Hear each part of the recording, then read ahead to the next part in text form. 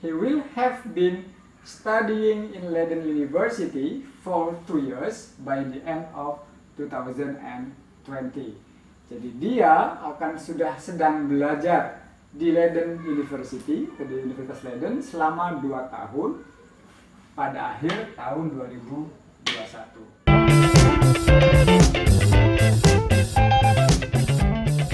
Assalamualaikum warahmatullahi wabarakatuh.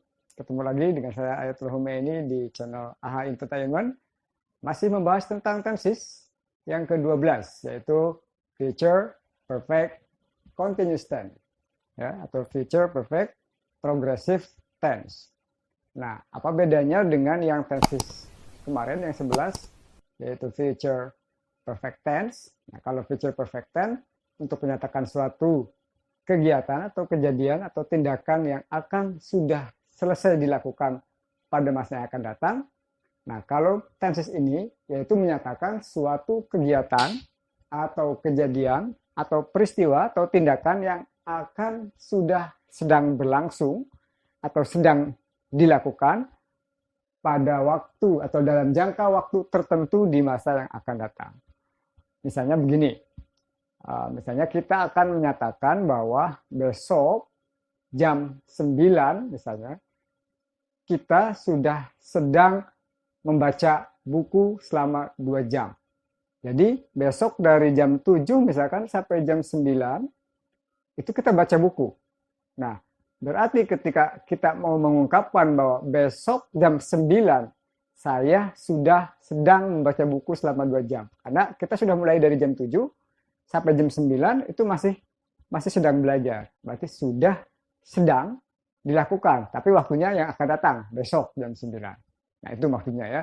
Jadi sesuatu yang sudah sedang dilakukan atau sedang dilakukan pada jangka waktu tertentu di masa yang akan datang. Nah, karena ada jangka waktu tertentu, dia harus ada penghubung atau konektor for yang bermakna selama atau since yang bermakna sejak, ya, untuk menyatakan tadi durasi waktu, ya, atau jangka waktu berapa lama.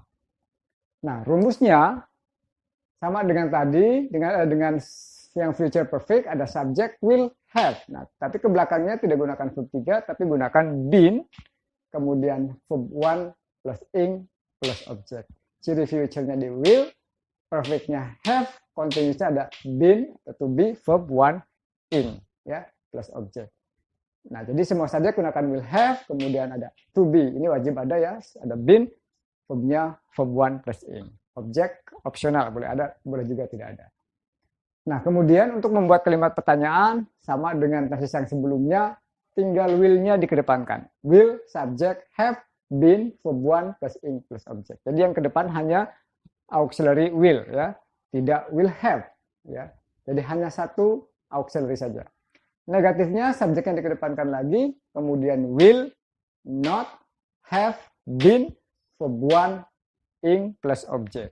Jadi not diletakkan setelah will, ya, bukan setelah have, walaupun sama-sama auxiliary verb, tapi diletakkan setelah auxiliary verb yang pertama, yaitu setelah will.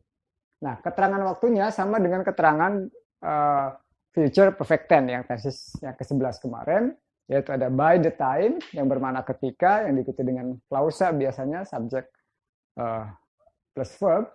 Kemudian ada by the end of January, by the end of March, by the end of 2020, by the end of 2021 or 22 dan lain sebagainya. Jadi pada akhir Januari atau pada akhir tahun 2021, pada akhir tahun 2020 dan lain sebagainya.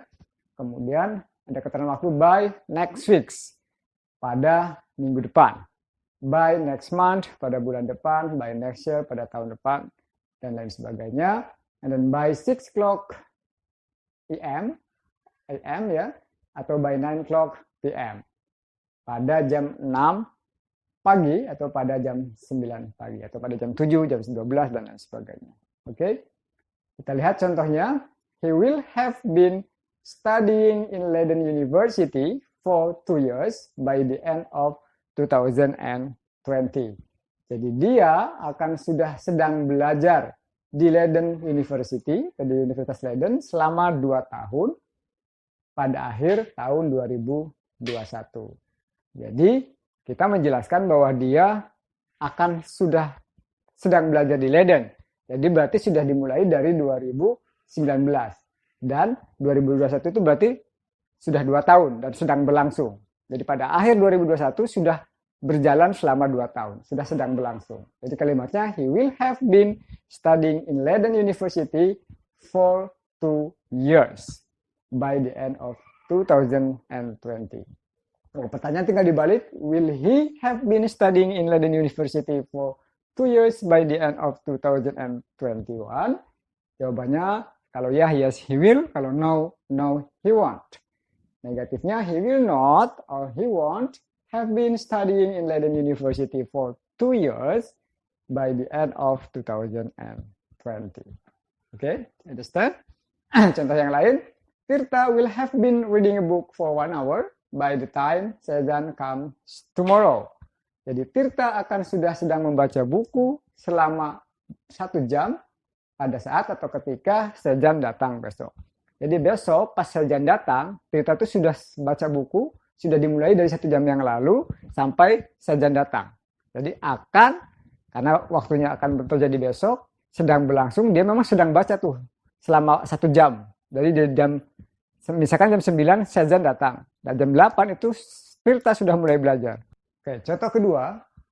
Tirta will have been reading a book for 1 hour by the time Sezan comes tomorrow. Jadi kalau misalkan kita mengungkapkan besok misalkan ketika Sezan datang jam 9, nah Tirta nih sedang belajar. Dan dia sudah mulai belajar dari jam 8. Jadi jam 8 ke jam 9 kan 1 jam.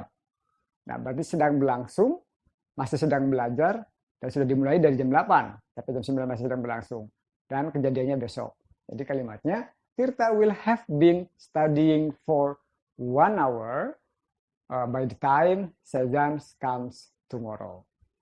Oke. Kemudian, contoh ketiga, I will have been swimming for 1 hour by 9 o'clock tomorrow morning. Nah, misalnya besok saya akan berenang. Besok ya, mulai dari jam 8. Berarti saya bisa bilang, besok jam 9 saya sudah sedang berenang. Artinya sudah dimulai dari jam 8 dan masih sedang berlangsung sampai jam 9 itu sudah 1 jam tuh saya berenang. Berarti kalimatnya, I will have been swimming for 1 hour by 9 o'clock tomorrow morning. Okay, do you understand? Okay, if you don't understand, you can ask me in the comment form. Okay, then we can practice more in our house, in your house, to make your English better. Okay, thanks a lot. Let's say Alhamdulillah. Assalamualaikum warahmatullahi wabarakatuh.